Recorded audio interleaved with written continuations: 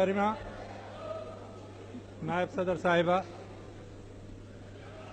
आज इस सवाल पर बोलने के लिए मेरे मन में दुविधा थी। केवल बोलने के लिए नहीं, इस सवाल के ऊपर मेरे मन में दुविधा थी। हमारे मित्र मुलायम सिंह यादव ने इशारा किया, नाम मेरा नहीं लिया, लेकिन मैं स्पष्ट करना चाहता हूं, मैं इस राय का था और आज भी इस राय का हूं कि आज जो परिस्थितियां हैं उसमें कोई ऐसा कानून होना चाहिए जो कानून स्थिति को संभाल सके। और इसीलिए मैं सोच रहा था कि पोटो बिल का मैं विरोध नहीं करूंगा। लेकिन ये भी एक बात ध्यान में रखने की है कि जो लोग पोटो को लागू करना चाहते हैं उनका रवैया क्या है, उनका तरीका क्या है, वो किस तरह से परिस्थितियों को साथ में लाना चाहते हैं, हाथ में लाना चाहते हैं। पिछले कुछ दिनों के अनुभव से मेरे मन को बड़ा दुख हुआ है और मैं इसीलिए आज ये बोलने के लिए, कहने के लिए यहाँ पर खड़ा हुआ हूँ।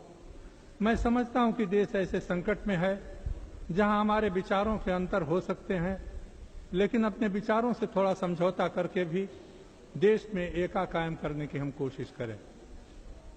पोस्ट का बॉर्डर के बाहर से आतंकवाद चल रहा है, ये सुनते सुनते देश के लोग परेशान हो गए। वो आतंकवाद वहां से चालू किया जाता है, लेकिन उसका असर तो अपनी सीमा के अंदर होता है। अपनी सीमा के अंदर बाहर से कोई आकर के निर्दोष लोगों की हत्या करता है तो इसके लिए दूसरे देश का रहनुमा जिम्मेदार नहीं, वो जिम्मेदारी हमारे ऊपर है, इस देश की सरकार के ऊपर है। अपने निर्णय को, अपने निकम्मेपन को हम दूसरे पर थोप करके अपनी जिम्मेदारी से अलग नहीं हो सकते। मैं ऐसा समझता हूं कि कुछ लोग विरोध करने के लिए विरोध करते हैं और उस विरोध करने में अपनी सीमाओं को पार कर जाते हैं, लेकिन मैं ऐसा मानता हूं कि जो लोग हुकूमत में हैं, सत्ता में हैं, उनमें ज्यादा संयम होना चाहिए, ज्यादा आत्मनियंत्रण होना चाहिए। और इसीलिए आज सवेरे सदर साहिबा, नायब सदर साहिबा, मैंने गृह मंत्री जी को बीच में टोका। मुझे उसे दुख है क्योंकि हमारे मित्र जो दूसरे कहते हैं, आदमी अलग अलग होते हैं और उन आदमियों के रोल कभी कभी अलग हो जाया करते हैं, लेकिन बुनियादी तौर पर उनकी शख्सियत में, उनके व्यक्तित्व में अगर हम विश्वास नहीं करते हैं तो कोई जमहूरियत, कोई लोकशाही नहीं चल सकती। भाजपा के बारे में हमें कोई दिल में संदेह नहीं है।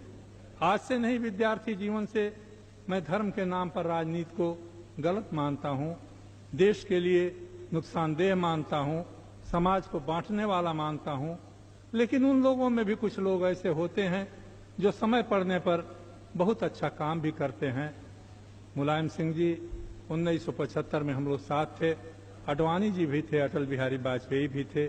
उन दिनों में उनका रोल कुछ दूसरा था।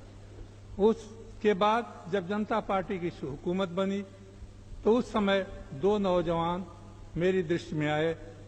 उनका एक का नाम अरुण था, दोनों का नाम अरुण था, एक सोरी थे, एक जेटली थे और इनसे बड़ी उम्मीदें थीं। लेकिन अब जब देखता हूं तो कभी कभी संदेह होता है कि वही अरुण सोरी हैं और वही अरुण जेटली हैं कि दूसरे लोग हो गए। लेकिन इससे हमारा विश्वास उनमें समाप्त नहीं हुआ। परिस्थितियों से कुछ लोग बराबर झुक जाया करते हैं, बदल जाया करते हैं। अब जॉर्ज फर्नांडिस को लेके बड़ा गुस्सा लोगों को आता है, लेकिन जब मैं उनको देखता हूं तो मेरे मन में उनके लिए आदर होता है, क्योंकि उनका अतीत जो है वो मुझे कभी भूलता नहीं है और उनके भविष्य के बारे में मुझे एक आशा कभी टूटती नहीं है। लेकिन मैं अडवाणी जी से, गृह मंत्री जी से कहूंगा, जिस तरह से इस चर्चा को चलाया गया वो चर्चा देश को बनाने वाली नहीं थी, देश को जोड़ने वाली नहीं थी। जैसा किसी ने कहा, शुरू से ही ये धमकी दी गई, हम संयुक्त बैठक करेंगे, बहुमत हमारा होगा, हम बहुमत से इसको पास कर लेंगे, बहुमत से पास कर लेंगे, लेकिन उसको क्रियान्वित करने में आपको सबका सहयोग चाहिए।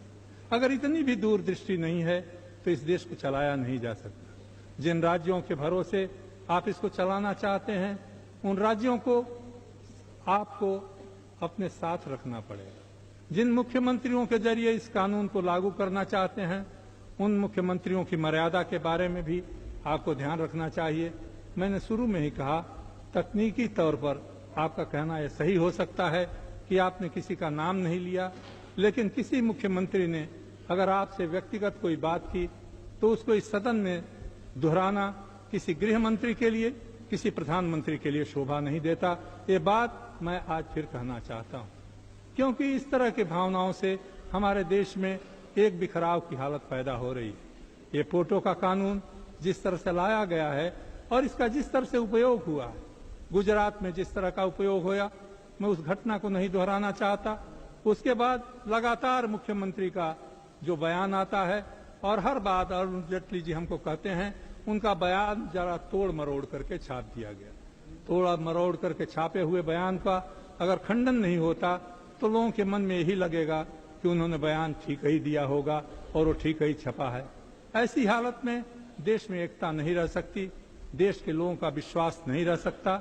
आज देश के सामने बाहर से आने वाला आतंकवाद समस्या नहीं है, इस देश में समस्या इस बात की है कि देश के लोगों का दिल टूटा हुआ है, लोगों का विश्वास हिला हुआ है। इस देश का गरीब ये समझता है उसको सुनने वाला कोई नहीं, इस देश का दलित समाज समझता है उसको न्याय नहीं मिलता, इसके अकलियत के लोग समझते हैं कि उनकी सुरक्षा नहीं है, यहाँ का नौजवान समझता है इसके पास रोजगार नहीं, इसका कोई भविष्य नहीं। बड़ी कृपा होती अगर आप इस ओर ज्यादा ध्यान देते।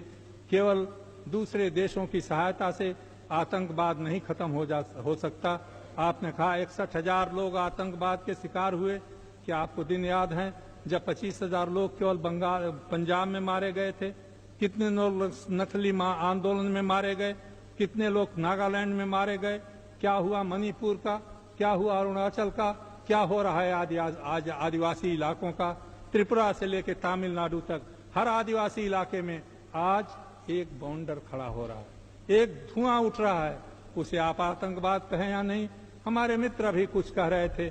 हम सरकार का समर्थन करते हैं, सरकार का समर्थन करते रहिए, सरकार चलाते रहिए, लेकिन उसी आंध्र प्रदेश में कितने इलाकों में, कितने जिलों में आज सरकारी अधिकारी जा नहीं सकते, कितने इलाकों में जीवन सुरक्षित नहीं है। वो कोई बाहर से आया हुआ आतंकवाद नहीं है, उस धरती से जन्मा हुआ आतंकवाद है। आज क्या हो रहा है झारखंड में, आज क्या हालत है हमारा जो नया राज्य बना मध्य प्रदेश में, छत्तीसगढ़ में, और एक का एक लोग एक दूसरे के दुश्मन बन रहे हैं। इस संसद में हम लोग दुश्मन न बने, एक दूसरे के सहयोगी बने।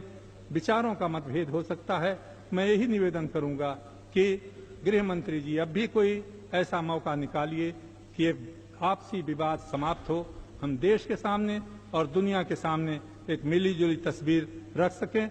अगर जिस तरह से आप इस विधेयक को पास करना चाहते हैं, स्वीकृत कराना चाहते हैं, तो उसको स्वीकृत करना मेरे जैसे व्यक्ति के लिए संभव नहीं होगा और मैं विवश होकर के इसका विरोध करूंगा।